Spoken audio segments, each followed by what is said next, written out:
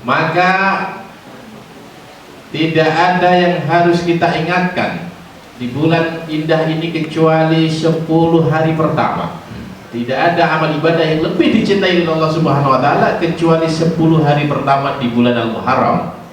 Karena itu disunahkan berbanyak puasa. Tanggal 1 baik puasa, tanggal 2 puasa. 10 hari itu berarti tanggal 1 sampai tanggal 10.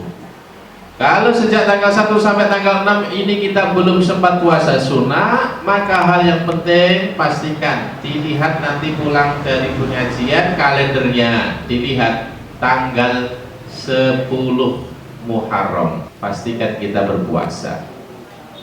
Pernah sekali waktu Rasulullah posisi sudah berada di Madinah, mendapati orang Yahudi berpuasa, maka Rasulullah heran dan mengatakan, "Mahadza?" Loh, apa ini? Kenapa kalian tidak makan, tidak minum? Orang-orang Yahudi mengatakan, "Hadza yaumun salih." Ini hari baik. Di hari inilah dulu kami Bani Israel diselamatkan dari kejaran Fir'aun. Nabi Musa diselamatkan di Laut Merah, Nabi Harun dan seluruh Bani Israel. Sementara yang mengejar musuhnya Fir'aun itu tenggelam. Maka Nabi Musa dan umatnya berpuasa setiap tanggal 10 Muharram sebagai bentuk syukur atas nikmat Allah. Alhamdulillah. Maka sejak saat itu Rasulullah mengatakan, kalau demikian maka saya atau umat saya lebih berhak untuk berpuasa ini. Maka Rasulullah tahun itu berpuasa Asyura. Tapi orang-orang mengatakan, "Ya Rasulullah, bukankah hari ini dicintai oleh orang Yahudi dan orang Nasrani juga berpuasa hari ini?" Maka Nabi mengatakan, "Sumu Asyura." Kalau begitu puasalah kalian di tanggal 10 Muharram. Wa khaliful Yahuda. Tapi bikin beda, jangan sama persis dengan orang Yahudi. Apa maksudnya? Orang Yahudi puasa hanya pas tanggal 10. Kalau gitu kita orang Islam harus beda. Caranya puasalah 1 hari sebelum tanggal 10. Berarti tanggal berapa? Maka jawaban Nabi, fa idza kana al-amul qabil insyaallah sunnah al-yaumut ta'sik. Kalau begitu supaya beda dengan orang-orang Yahudi yang hanya puasa tanggal 10 Muharram, tahun depan insya Allah kita berpuasa tanggal 9. Tanggal 10 disebut Asyura, tanggal 9 disebut Tasu'a. Falamma kana al-amul muqbil, dan ketika tahun depan itu yang dikatakan Nabi, kalau begitu tahun depan kita insya Allah puasa juga tanggal 9. Dan belum genap tahun depan tuwfiya Rasulullah sallallahu alaihi wasallam, Nabi sudah meninggal. Maka kita umatnya dianjurkan untuk berpuasa tanggal 10 dan 1 hari sebelumnya itu tanggal 9. Puasa Tasu'a, puasa Asyura. Silahkan ambil kesempatan yang luar biasa ini. Yang mau puasa 3 hari luar biasa, yang ambil 2 hari hebat, yang ambil 1 hari keberkahannya, dihapus dosa setahun yang telah lewat. Terutama di tanggal 10 itu banyak keberkahan, karena hari itulah di mana Allah menyelamatkan kekasih-kekasihnya. Para nabi, para rasul itu diselamatkan. Nabi Musa selamat dari kejaran Fir'aun. Alhamdulillah. Itu juga hari di mana Nabi Yunus setelah 40 hari 40 malam berada di perut ikan paus itu keluar tanggal 10 Muharram, diselamatkan Allah.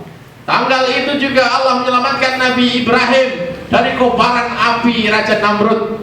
Tanggal itu juga Allah mengeluarkan Nabi Yusuf dari penjara. Tanggal itu juga, hari yang mulia itu juga Allah menyelamatkan setelah 4 bulan Nabi Nuh bersama sekitar 80 umatnya itu berlabuh dan akhirnya mendarat di atas gunung Alal Judi, di atas gunung Judi. Itu nama gunung di daerah Turki. Hari ini masih ada gunungnya. Lain waktu kita tengok bersama-sama. Amin ya. Insya Allah saya ada rencana sama Umi Hadijah mau umrah plus Turki. Insya Allah di bulan Februari. Kenapa Februari? Sekaligus lihat salju. Kalau di sini kan panas, juga hujan-hujannya. Nah, kalau pengen salju di musim dingin, Januari, Februari itu di daerah Turki ada turun salju. Dan di atas sana tampak menjulang tinggi itulah gunung. Namanya Gunung Judik, dan hari ini ada banyak penelitian menunjukkan bagaimana bekas-bekas peninggalan kapal Nabi Nuh itu mendarat. Inilah hari yang luar biasa, karena itu bukan hanya para nabi rasul, kekasih-kekasih Allah juga diangkat derajatnya di hari yang mulia ini. Bapak Ibu yang dirahmati Allah, ada waktu itu seorang tawanan perang. Tawanan perang ini berat. Itu dia bisa dihukum lama nggak keluar-keluar. Tapi nggak tahu gimana ceritanya hari itu dia punya kesempatan untuk melarikan diri.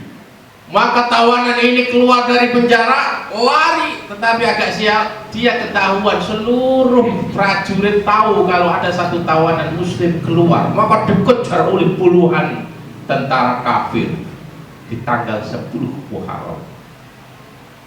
Hampir tidak ada tempat lari. Oh, dia jalan kaki, dikejar oleh pasukan berkuda.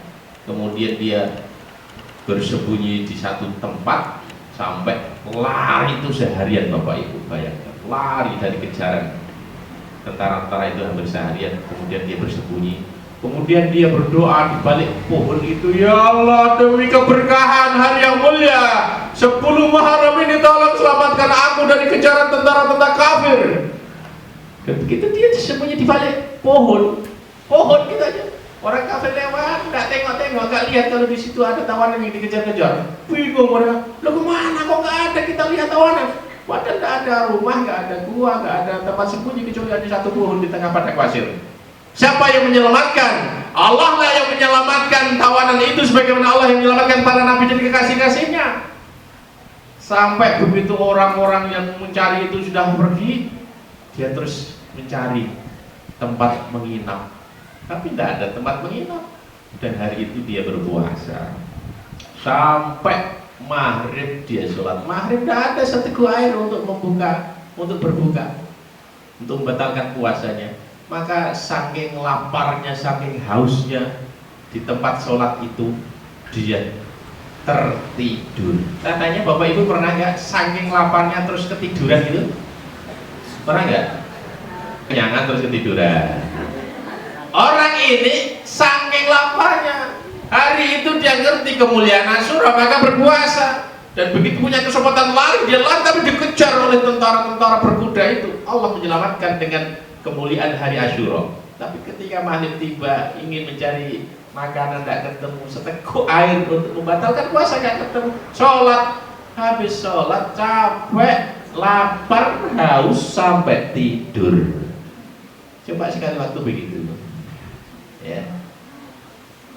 Kalau kita kan beda ya, belum jam 5:30 semua makanan menu sudah tersiap saji di atas meja. Minuman berbagai minuman yang zat tidak campur, ada cola keluar.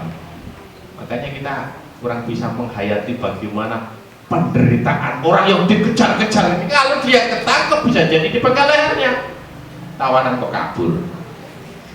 Maka dalam tidur itu datang seseorang membawa seteguk minuman dan dia ditepuk, dibangunkan, silakan minum, isyrab, mahal Pak, disuruh minum ya. Kemudian diminum, glek, seger ya, hanya dengan air kenyang. Dan begitu dia sadar menikmati kesegaran tenggorokannya yang sudah mau kering itu, dia cari, siapa tadi yang ngasih saya minuman? Tidak ada orangnya. Dicari, tidak ada, karena itu tuh tanah yang lapang, nggak ketahuan siapa yang kirim makanan. Dan ternyata ya dia, oh berarti Allah yang ngirim minuman ini lewat salah satu malaikatnya.